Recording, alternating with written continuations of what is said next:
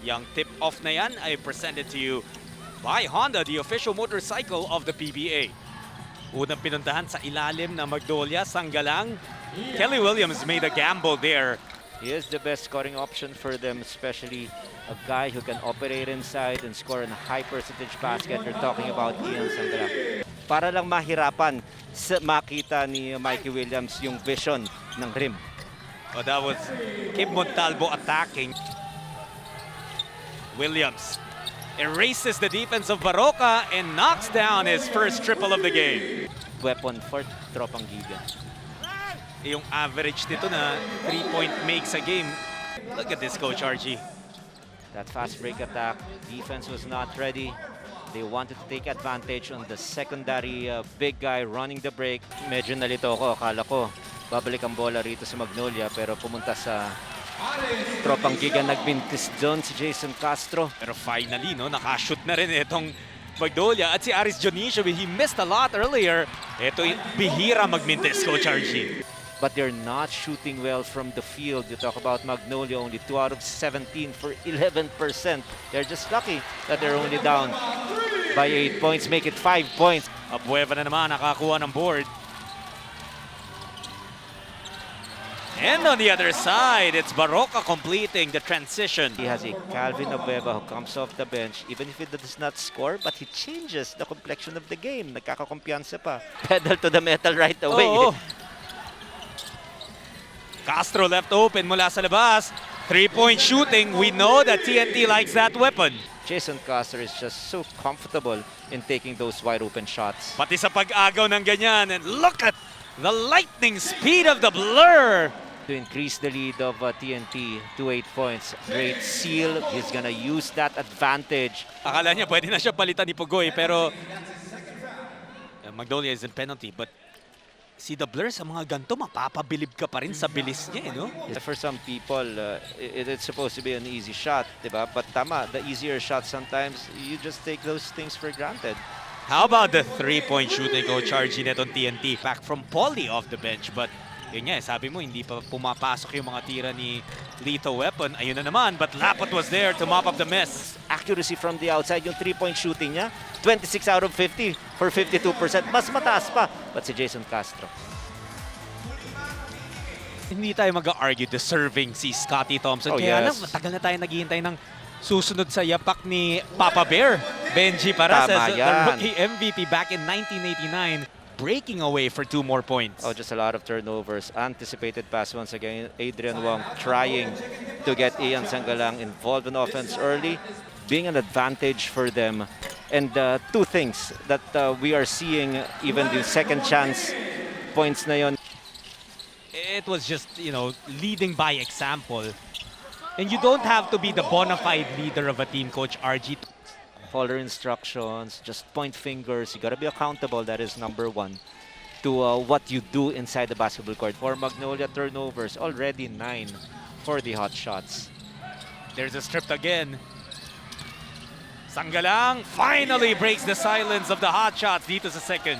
Mapakita sa TNT na if medyo nadalian sila na kalabanin ang Magnolia noong last Philippine Cup, ibang Magnolia ang kanilang makakaharap ngayon. Gentlemen? Wow, Mikey Williams! And tignan natin yan, no? Almost a botched play. Wala nang mapuntahan. Naman yung banggaan nila ni Abueva. Yes. And that slight push was actually enough. Williams against Lee. Tutulong si Rosario. Here's Mikey. Oh, he finishes through the foul. Mikey Williams can dribble his way out of trouble. But him going left, going for a floater, Calvin Abueva fouling him on the landing spot rule, a chance for a 3-point play once again. At yan ang ating next level move of the game, presented to you by Honda, the official motorcycle of the PBA. Ito si Pugoy running into trouble. Nahanap pa si Eram. What a pass for RR. Weapons on the side of Magnolia. And ganun din sa TNT, as you see there, Pugoy spotting Eram underneath. Wong, atake, and finally getting something. They just have to generate a lot of points. The mileage must come from anybody inside the basketball court, and they have to do a better job defending the 3-point shot. They're playing through Mikey Williams. Pugoy Tres na naman para sa TNT. The defense of Magnolia. Abueva to the basket. Wally, Coach RG still missing from the field. He hasn't made a field goal yet. Mikey Williams continues to toy. Because of yung variety of points wherein he is attacking itong depensa ng Magnolia. A three-pointer for him to cut the deficit down to 14. Obviously still manageable because we're only in the first half. But not if they don't have an answer. But what they're doing right now is, yes, they're trying to defend Mikey Williams. But at some point, you have to do it a little more aggressively. You cannot allow him to have that open look because as you can see, he is simply unstoppable. Of course, Governor Robert Non, Governor of Rene Pardo, and of course, Governor Al Francis Chua, all together for Philippine basketball. The energy na hinahanap ng Magnolia in the first half. The Beast starting out the third quarter with a three-point play So let us see if this can be a difference maker for Magnolia. Madalas mo pang makikita yung, oh wow, RR Pagoy. He did that, attacking the middle dun sa sinasabi mo ngang three big lineup ng hot shots. And that is the part of Coach Chito Victorero. Let's see how his team will respond with this three big lineup. Oh, and Pagoy, Paul thought about it. Mismatch si Mikey Williams yung nakabantay kay Ian. Sayang na mga pagkakataon yan. Baroka, pinagpag yung depensa ni Montalvo. Williams. Mikey, nothing there, but boy, Eram. TNT has done a good job protecting this double-digit advantage that they have. Pinaka-importante dyan, this guy is perfectly okay. Another 17-point advantage for TNT. Later on the defense, you cannot defend Mikey Williams on the side. You have to stay in front. Yung hinahanap mo sa side ng Magnolia, Halalon, Baroka, and Lee. Paulie gets 2 points, his first field goal. Let's take a look at this once again. After that penetration by Paulie, he was able to cut the corner. Not quick enough was a help stance of RR Pugoy. Yan, nagkaipitan. Ayun, na-extend ni Mark Baroka. Nagkabuhol. That's right, no? You were mentioning, Coach RG kanina, na coaches tend to stick to a shorter rotation pagdating sa mga ganito, semifinals. 7 points yan for Lee. Pero Montalvo sumagot na naman. Ball. Punta kay Sanggalang. Iyan, sa kanya talaga pumupunta yung Magnolia ngayon. Yes.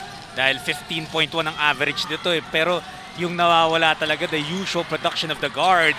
At yung depensa na dapat magpapahirap kay RR Pugoy. Causing a lot of problems for them. Wide open look for the second leading scorer of TNT. That's unforgivable. Castro, iwan kay Kubuntin. TNT just looks like all of them are on the same page. Yes, and they're playing like a well-oiled machine right now. They're scoring from the outside. 0 out of 3 from the field. May Not mga the Gio Halalon that we saw, especially in overtime. lead is now 22 for TNT. Oh, what a block by MGR! Offense and defense have come from one side, and that's TNT. And this is the best video of exactly what you're describing. MGR out of nowhere getting that block shot. Don't try to turn it around.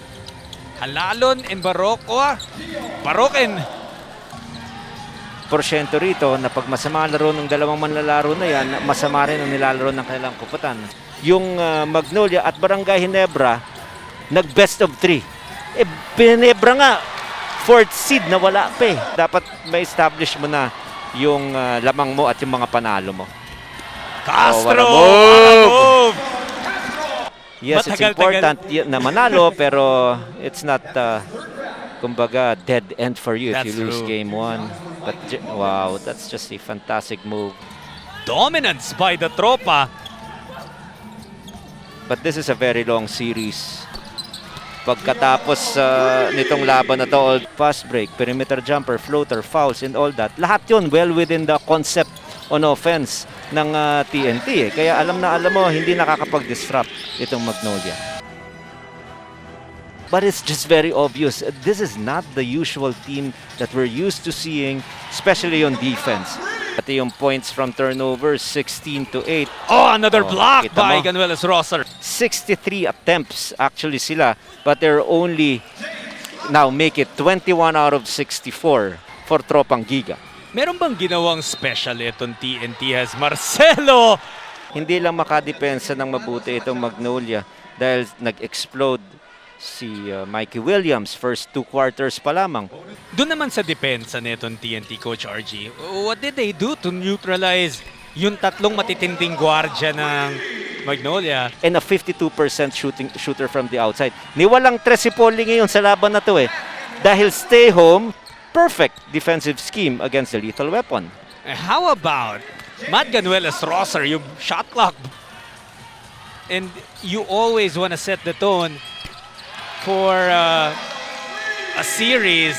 There's still a lot of time left, and Gio Halalon making the right decisions either on a pass or even making and knocking down a wide open shot in transition.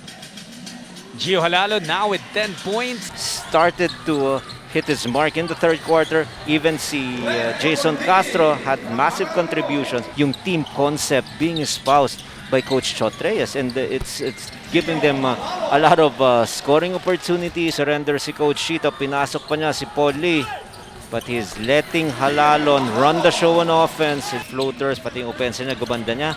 Ayan, superstar na siya sa liga. So he really worked on it. This is a very important step for Magnolia, just to make sure na may chance pa sila, but Almost Mikey Williams saying 26 points na ako. RR, ikaw naman. And Pugoy now has 21. But nakaagaw na naman ang Magnolia, and they were able to will that ball in. Aris Jonicio. that will put a little pressure dito sa Tropang Giga. And Eram. And also that putback, para lang yung sinasabi nating ma-maintain nila yung advantage nila. But Paulie, Jonicio nakabatay sa kanya. The blur. Dancing with Aris. The drop pass. yung mga players who will do wonders for your team and make you a better unit. And how about RR Pugoy? Able to get that three-pointer. Abueva over the board. And Calvin. A little over 80 points allowed, and then you allow your opponent to score 100. Kasama na yun eh. Lista mo na yung tres na yun ni Paulie, but shots just not falling here. Ito magandang sapal ni Jonicio. Basang-basa niya si Castro that time. Chicken Templados hot shots na nakita natin this conference. Pero meron talaga mga ganito eh. What's important is how they will bounce back. An impending Game 1 win for them here. Baroka finally hitting a three-pointer. Of course, if you're Coach Shot Reyes, because this is not the normal Magnolia team that we're used to seeing. And TNT ang nag-set ng tone sa seryeng ito. 108-96 is the final score of Game 1. Won by TNT. Our final score presented to you by Honda, the official motorcycle of the PBA. Maraming salamat po sa inyong panonood ng PBA dito sa TV5 at One Sports.